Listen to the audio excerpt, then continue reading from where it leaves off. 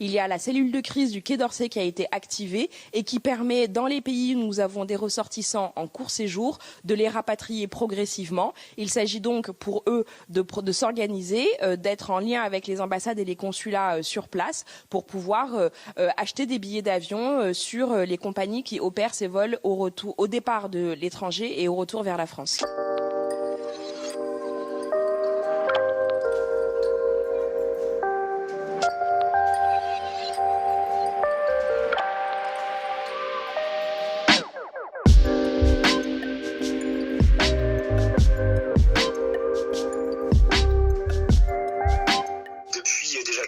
On avait rencontré pas mal de personnes qui nous disaient des ressortissants allemands, canadiens qui se faisaient rapatrier par leur ambassade. Et donc nous on était là, mais en fait nous qu'est-ce qui se passe quoi? Tout le monde se fait rapatrier, mais nous c'est pas possible quoi. Et surtout toujours aucune information sur le sujet de la part de l'ambassade de France quoi. On nous a pas vraiment soutenus, mais je jette pas la pierre à l'ambassade parce que je pense qu'ils ont vraiment fait le maximum. Mais par contre voilà, je reste un peu dans l'expectative par rapport au gouvernement qui promet des mesures qu'il ne tient absolument pas. L'ambassade nous a dit clairement que c'était très politique en fait, c'était juste de la communication. Donc on s'est senti vraiment délaissé sur le coup, voilà. Après je pense que c'est difficile d'en vouloir à quelqu'un parce que la situation est inédite pour tout le monde partout et ça touche le monde entier, donc c'est très compliqué. Nous, ce qui nous a sauté aux yeux, c'est qu'on était les seuls coincés, c'était les Français. Au début de la semaine, en cherchant des vols, on a parlé à des Allemands, à des Russes, à des Australiens, et puis à la fin de la semaine, il restait plus que les Français, parce que les Allemands, ils ont eu un vol rapatriement organisé par leur pays 2 jours après. Les Russes, pareil, nous on a fait la queue toute la journée avec un groupe de Russes qui se sont fait livrer à manger pendant qu'ils faisaient la queue par leur consulat à Cebu. Ils nous ont donné à nous à manger. Enfin, c'était un peu comique, quoi. Quand même, nous, on était un peu en retard sur le rapatriement.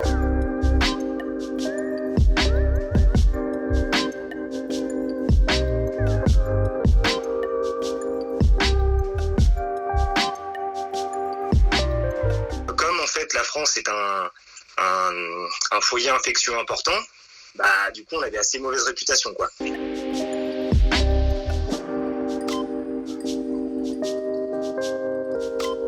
faut qu'on reste dans la pièce en fait, parce que il y a des militaires qui nous recherchent pour nous contrôler et éventuellement nous arrêter quoi, parce que normalement on n'avait pas le droit d'être là, on est passé entre les mailles du filet quoi. Mais sans s'en rendre compte, on ne savait pas. Le propriétaire me dit, si vous allez voir les militaires, ils vont vous arrêter direct et c'est la prison quoi. On a essayé d'avoir les ambassades, ils n'avaient aucune information sur ce qui se passait. On nous dit de rester où on est, donc on reste où on est. Hier en fait, ce qui nous a fait décoller un peu de El Paredón, c'est qu'il y a un incident qui s'est passé. Il y a 4 mecs qui étaient sur la plage apparemment et qui se sont fait arrêter comme ça gratuitement quoi par les militaires. Menottes donc main sur la tête, menottés, flingue sur la tempe, et ils les ont obligés à marcher en fait sur tout le long de la plage dans le sable brûlant et à défiler devant les hôtels pour faire un exemple en fait pour tout le monde quoi. Donc on s'est dit bon, si ça commence comme ça en mode humiliation, ça peut aller aussi bien plus loin.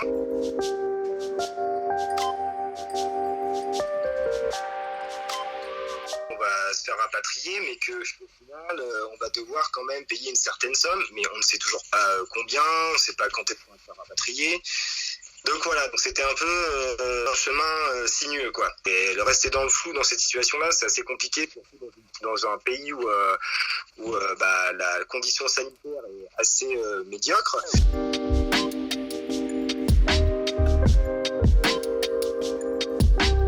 Moi, je voulais partir là maintenant de Bali, où je voulais partir avant. Le problème, c'est que le prix des vols ont explosé et que surtout, j'étais pas sûr d'arriver en France. Ça veut dire que souvent, on a des transits. Et ce qui se passe, en fait, c'est que dans les transits, il peut y avoir le deuxième vol qui soit annulé, et ça, on peut pas le savoir. Il y a aussi beaucoup de compagnies aériennes qui continuent à vendre leurs billets, mais en fait, les avions ne sont plus valides. Hier, j'ai une copine russe qui s'est retrouvée bloquée à l'aéroport de Denpasar. Ça veut dire que Qatar Airways, il me semble, a tout bloqué, ils n'étaient pas au courant. Nous, on nous avait dit, on a entendu dire le gouvernement, on a entendu le président s'exprimer sur des mesures de rapatriement. C'est pas vrai, il y a pas de mesures de rapatriement, c'est pas vrai, c'est un gros mensonge. l'ambassade se retrouve totalement démunie. La première fois que j'ai appelé l'ambassade, ils m'ont dit dépêchez-vous de rentrer par vos propres moyens, mais nous on ne peut rien faire. On ne peut rien mettre en place. D'après les informations qu'on a, si jamais on va vers le confinement ici, on sera un peu en décalé par rapport à la France. Moi, je sens que je vais rester encore 2 mois ici. Là.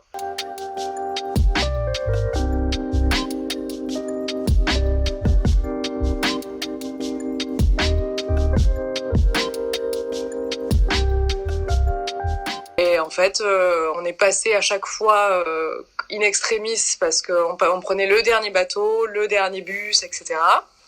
Et en fait, là, on a commencé un peu à s'inquiéter. On a commencé à regarder des vols, d'autres vols pour pouvoir rentrer. Et en fait, c'était très, très, très cher.